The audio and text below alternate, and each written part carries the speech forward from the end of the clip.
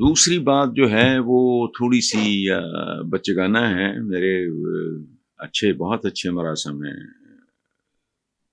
M کے جو senior رہنما ہیں فاروق ستار، بہت اچھے اور بہت دیرینہ مراسم ہیں میرے ان کے ساتھ، اور وہ بہت نفیس آدمی ہیں، اچھے آدمی ہیں، پڑھے لکھے آدمی ہیں. لیکن کل انہوں نے ایک عجیب و غریب سی بات کی ہے جو خاصی مذاق خیز ہے، بچگانہ ہے، میچور بات نہیں ہے. انہوں نے کہا ہے کہ ہمیں آصف زرداری، شہباز شریف، نواز شریف، فاروق ستار، نعیم الرحمان نہیں بلکہ بل گیٹس، ایلن مسک، فلانا فلانا چاہیے جو اس ملک میں حقیقی تبدیلی لا سکے. تو فاروق ستار صاحب، میں آپ کو ایک بات بتاؤں،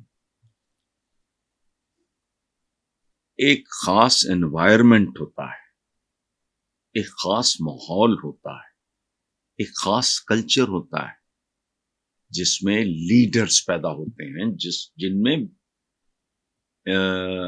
بزنس لیڈرز بھی شامل ہیں. اس ملک میں تو دانشور پیدا نہیں ہو سکتا. یہ ذہنی اور فکری طور پہ کنگال لوگوں کا ملک ہے. یہاں قائد اعظم محمد علی جناح کے بعد کو بھٹو، یہ وہ ایک دو لیڈرز کے علاوہ تو بندہ ہی نہیں پیدا ہوا. چور چکار ڈکیت نالائق چھچورے ہوچے ڈنگ ٹپانے والے 76 سال میں، ورنہ ملک یہاں ہوتا. بتائیں کوئی سائنٹسٹ پیدا کیا آپ نے آج تک؟ فاروق ستار صاحب کس دنیا میں رہ رہے ہیں آپ؟ یہ جن لوگوں کی آپ نے بات کی ہے بیسیکلی یہ بھی بہت عام ہوتے ہیں، لیکن ایک اور کلاس ہے لوگوں کی. کوئی موجد آپ نے پیدا کیا ہے آج تک؟ بتائیں. اچھے اتنے ہیں، ہم ایٹم بم بنا کے پھدکتے پھر رہے ہیں، اور ایٹم بم تو سیکنڈ ورلڈ وار میں پاکستان بننے سے پہلے، بہت پہلے بن چکا تھا، اور سیکنڈ ورلڈ وار میں استعمال بھی ہو چکا تھا. ان کی ایک نقل مار گئی فلانا. پاکستان میں گاڑی اگر بن جائے تو کون سی توپ ہے؟ پاکستان میں عالی دماغ آدمی پیدا نہیں ہو سکتا. مجھے اگر کوئی کہے کہ جی آپ ہمارے بڑے بزرگ ہیں فلانا، میں کہوں خبردار ہے، مجھے بزرگ نہ کہو، بوڑھا کہو. پاکستان میں بزرگ نہیں، بوڑھے ہوتے ہیں. بزرگ کہتے ہیں عالی شان کو. بزرگ فارسی کا لفظ ہے، اس کا مطلب یہ بوڑھا کھوسٹ نہیں ہوتا. اگر جوانی میں موت نہیں آ گئی یا دھیڑ عمری میں موت نہیں آ گئی تو وہ 70 سال 80 سال 90 سال کا ہو گیا، وہ بوڑھا ہوتا ہے، بزرگ نہیں ہوتا. کوئی فیلڈ بتاؤ آپ نے کو بڑا آدمی پیدا کیا، بتائیں. آپ کہہ رہے ہیں کہ ہمیں آصف زرداری تو شہباز نواز تو یہ تو وہ یہ نہیں پیدا کرنے، تو ہمیں تو فلانے کیسے پیدا کرو گے؟ انوائرمنٹ ہی نہیں ہے. چوروں ڈکیتوں گھنڈ کپوں ٹھگوں کا یہ نظام ہے سارے کا سارا. پولیٹیکل ایلیٹ آپ کی گھٹیا ترین ہے، اس کو پتہ ہی کھ نہیں، خود غرض، ناک سے آگے دیکھ نہیں سکتے، ذاتی اقتدار، چمچے کڑچے. اب جتنے لوگ آہستہ آہستہ چھوڑ گئے ہیں نون لیگ کو، باقی بھی دیکھنا دیکھتے ہی دیکھتے چھوڑ جائیں گے. کیوں؟ کو کمٹمنٹ تھوڑی تھی. کمٹمنٹ اس شخص کے ساتھ ہوتی ہے جس کی اپنی کوئی کمٹمنٹ ہو. نواز شریف کو تو کمٹمنٹ کے سپیلنگ نہیں آتے ہوں گے. سو اس لیے پلیز اس طرح کی باتیں نہ کیا کریں. جن کو دیکھ کے میرے جیسا جو معمولی 5ویں 10ویں پاس ہیں وہ بیچارہ ویسے ہی پھڑک جائے تو اس کا بلڈ پریشر ہی ہائی ہو جائے. یہاں ہم نے بہن پیدا کر دی، آپ نے کھیت سے باپ پیدا کرنا ہے. آپ نے تو بات سنے، مدتیں ہو گئی، ناصر قاسمی صاحب یہ وہ، اور احمد ندیم قاسمی صاحب، منیر نیازی صاحب، اور یہ اس طرح کے چند لوگوں کے بعد آپ کے پاس آج بھی آپ کے پلے کیا ہے؟ کوئی نیا شعر آیا؟ اگر ظفر اقبال صاحب ہیں یا افتخار عارف ہیں تو یہ پرانی لوٹ کی نشانی ہے.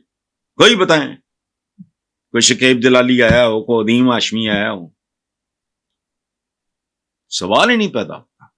یہ معاشرہ دن بدن سکڑتے سکڑتے وہاں پہنچ گیا ہے جہاں صرف جنگلی جھاڑیاں پرورش پا سکتی ہیں، شجر سایہ دار اس نظام میں پیدا نہیں ہو سکتے.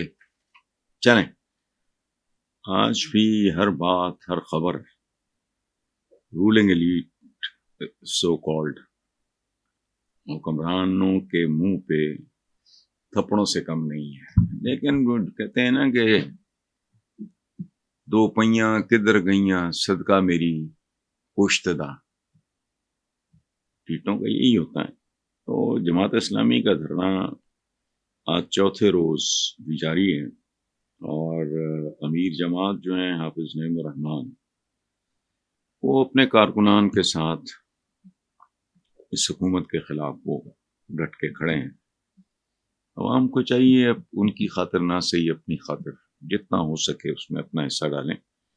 امیر جماعت کا کہنا ہے کہ حکومت کسی خام خیالی میں نہ رہے، ہمارا دھرنا نمائشی اقدامات سے ختم ہو جائے گا، یہ نہیں ہونا.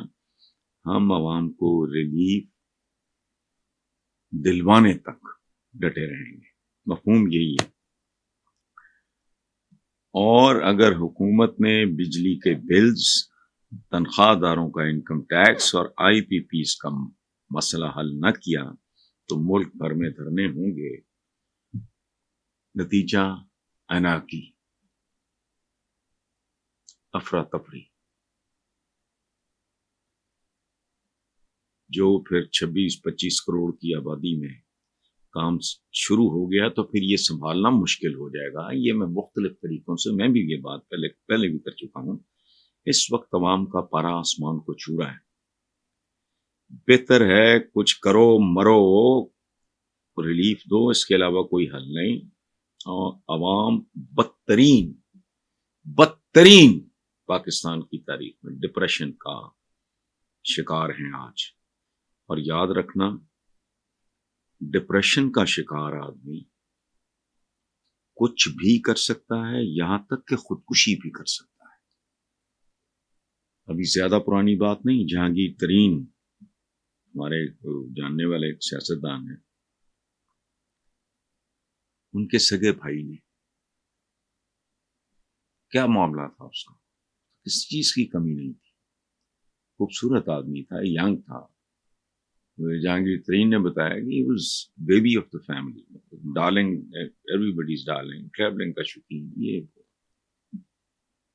وجہ کیا تھی خودکشی کی؟ ڈپریشن. یہ تو کھاتے پیتے لوگوں کو، عمرہ کو، نامور لوگوں کو، یہ کسی کو بھی یہ بیماری ہے.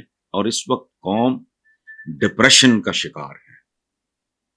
یہ میں سمجھانے کے لیے کہہ رہا ہوں جن کی کھوپڑیوں میں مغز نہیں ہے، گوبر ہے گوبر. لیکن بہرحال ہمارا فرض ہے. اور یہ بھوک، ننگ، غربت، بے بسی، بے چارگی کے جو بادل ہیں یہ بہت گھنے ہوتے جا رہے ہیں. اور اگر یہ برس پڑے تو خدا جانے یہ کس کس کو بہا کے لے جائیں گے. یہ ایک ذہن میں رکھنے والی بات ہے. اچھا.